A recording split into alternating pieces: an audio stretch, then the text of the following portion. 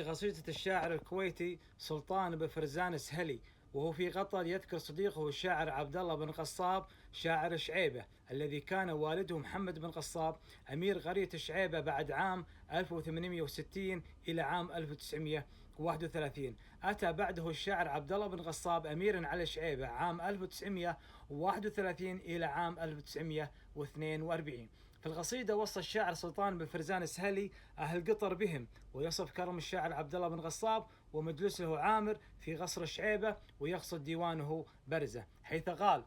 يسير من قبة قطر غير معجول،